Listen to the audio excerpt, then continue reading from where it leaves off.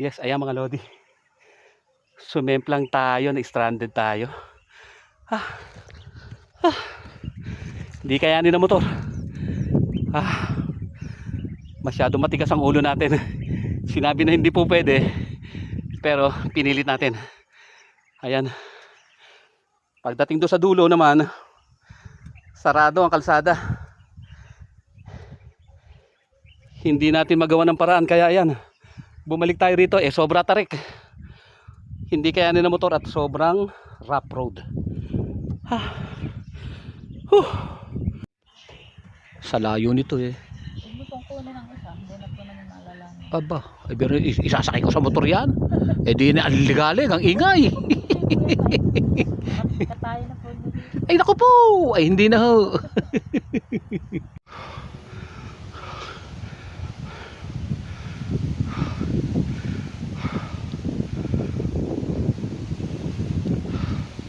Ayan mga lodi, andito na naman tayo sa paborito nating stopover sa siyempre Simbahan ng Santo Tomas, siyempre at malapit sa atin to at siyempre pupunta tayo dito sa Biak na Bato at samahan nyo ko at tingnan natin kung gaano kaganda. Sinimulan natin ang biyahe natin mga lodi dito sa Santo Tomas at siyempre diretso tayo dyan hanggang papunta ng Lipa. Pagkatapos diretso tayo ng Batangas City na talaga namang paborito natin pasyalan. Kaya naman yan, minadaanan tayo magandang spot. Kaya naman syempre kahit papano kinunan din natin yan mga lodi. Talagang napakasarap talagang bumiyahe sa Batangas. Napakaraming mga magagandang tanawin. Kasi ba naman bundok at dagat ang lagi mong makikita. At syempre diretso tayo ng bypass dyan sa Batangas City na talagang mag-isa rin sa napakagandang lugar. Sabi nga, maganda ang kalsada. At ayan po, tuloy na tayo. Dito na tayo sa Santo Domingo na medyo rough road ang daan. Kaya naman medyo dyan pa lang, hirap na ang ating motor. Pero syempre, all goods pa rin yan. Ang mahalaga, marating natin na maayos. Sa Monte Cristo, biyak na ba po?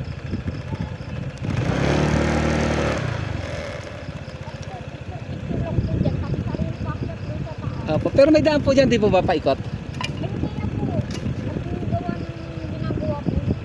Hindi na pwede umakit ang motor doon. Di ba dati pag nakikita ko?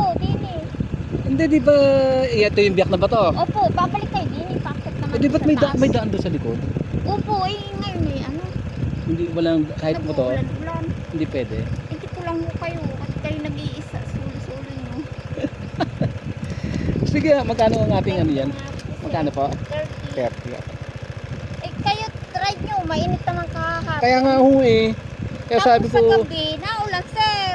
naulan dito sa gabi. Yes sir. Teka, baka may barya ko. Ano? Kaya maputik. Opo. Kasi, patay. Delikado pag maputik kasi ano po. Hindi naman makayod at malambot. Hindi makalis yung aming pangkayod. Opo, 30 po. Sir. Thank you po. Sige sir. Anyway, check ko na lang kung ano, di babalik na lang ako na pa. Pwede naman po yung iba yung nandun Iba yung ako sa nakaparking. Pwede mo umikot yun. Kayo naman yata yung nakapunta na dito. Hindi pa po, nakikita ko lang sa mga ano. Pero alam ko may daan nga doon, palikot na ganun. Ano po yung may hagdan, paikot. Pero pag dito ako dumaan, malayo maghahagdan ako Pareho mo yun. Aray naman no yung binak na ba? Picture lang. Babalik din naman kayo dun sige, dun sa taas. Okay po. Salamat po. Opo. Sige po, okay po. Eto na mga lodi. Yung biyak na bato. Ayan na po. Nako, yung putik na. Ayan, maraming mga bisita rin. Mga motor. Ayan mga lodi, narating na rin natin ang kamangha-mangha pinagmamalaking biyak na bato ng Batangas. Ayan po mga lodi, silipin natin. Ayan at medyo delikado rin pala rito. At ayan gumuguho nagla-landslide, delikado. At anyway, eto tayo naman. Grabe. At syempre, eto na yung magandang tanawin ng biyak na bato. Medyo madulas, kaya pinagbabawal muna. Pero may daan dito, pwede. Kayang daanan to, tingin ko.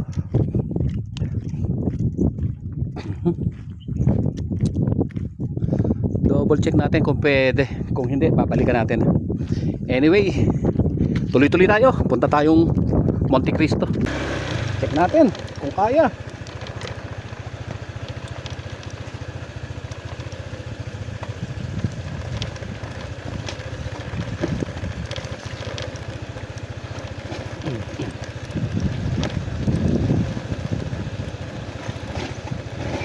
Uy, uy, uy, uy, uy.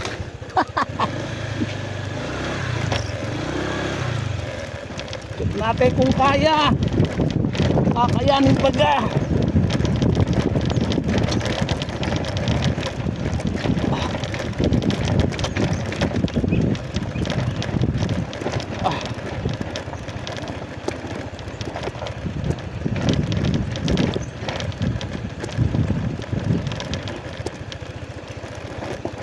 Wow. Oops, oops, oops.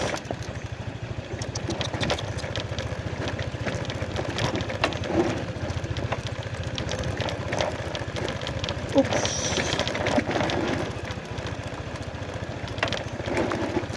Oops, oops, oops.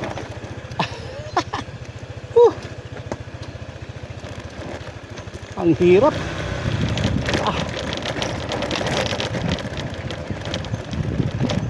Tingnan natin kung kakayanin.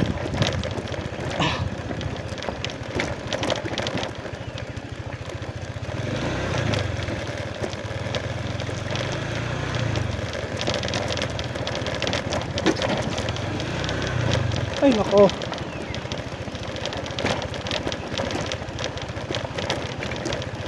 Dead end nga mga lodi, di kakayanin. Malambot ang lupa. Ayan oh. At ano pati.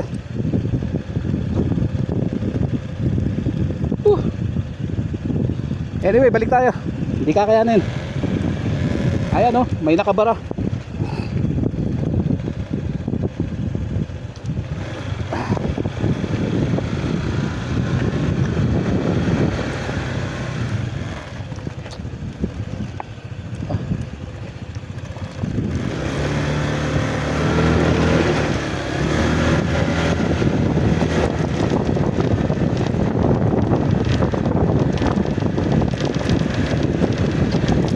Kasi doon kaya lang ayan nga oh, sobrang hirap gawa ng ilang araw nag-ulan talaga namang apa.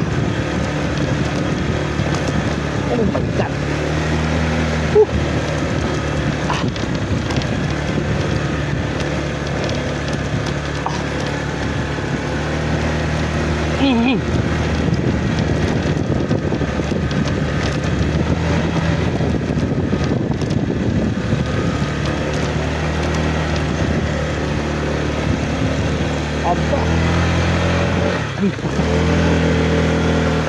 Ayun sinasabi na balahaw.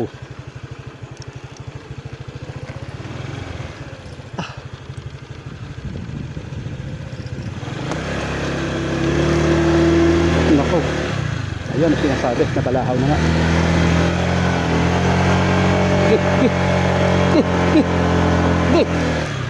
Ayun na nga po. Teka muna. Dito tayo.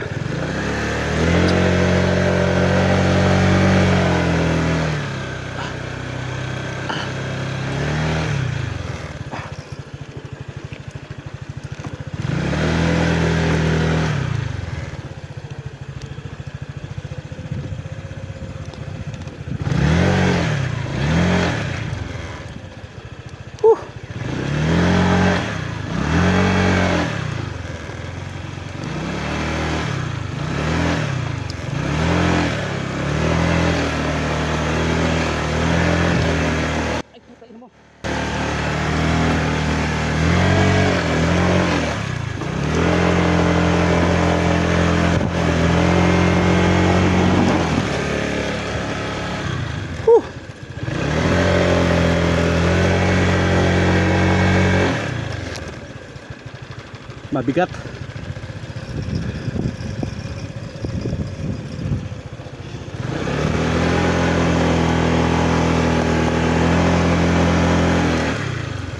Ay nako.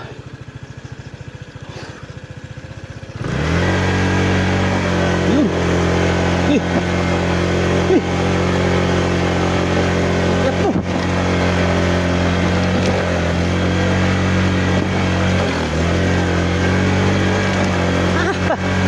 Woo.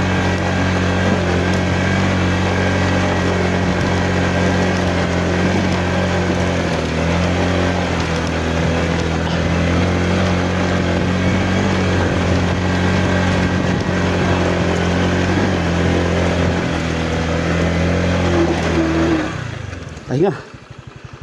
Ha.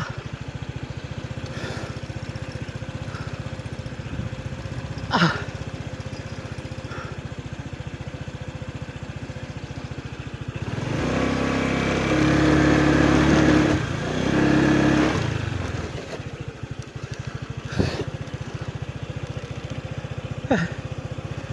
Hindi kayanin.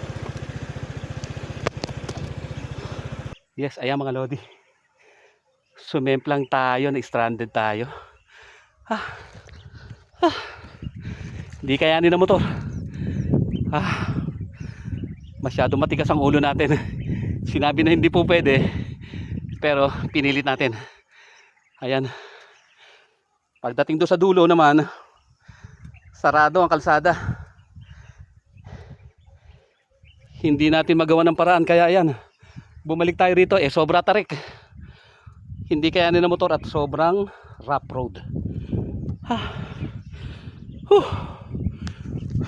At sa pagpapatuloy ng ating adventure dito sa Biak na Bato at Monte Cristo, at shout out din po sa tumulong sa akin ng mga riders, ng mga taga-Bae. Maraming salamat po. Kaya naman eto na po at tunghayan nyo ang magandang tanawin dito sa Monte Cristo.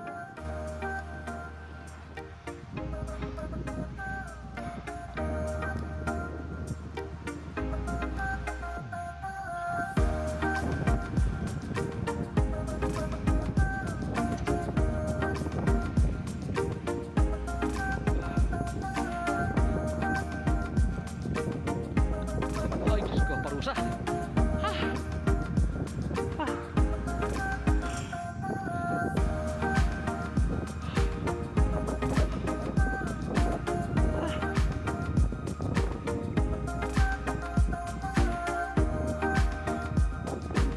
Ang lahat pa dito. Marami pang steps. Ayan mga lodi. 140 steps. At mahaba pa. Ay ako.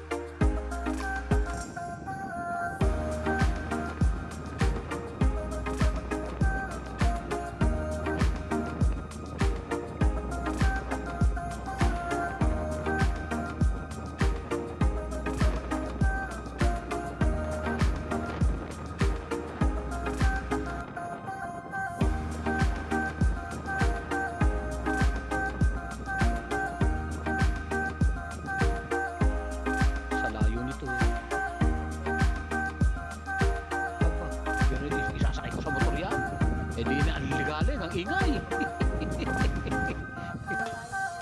Ay naku po, ay hindi na ho. Ayan mga lodi, ang sikat na signage dito sa Monte Cristo. Mahigpit, may pinagbabawal.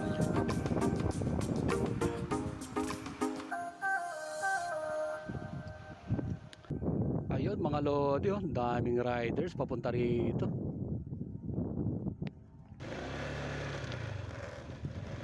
Dami.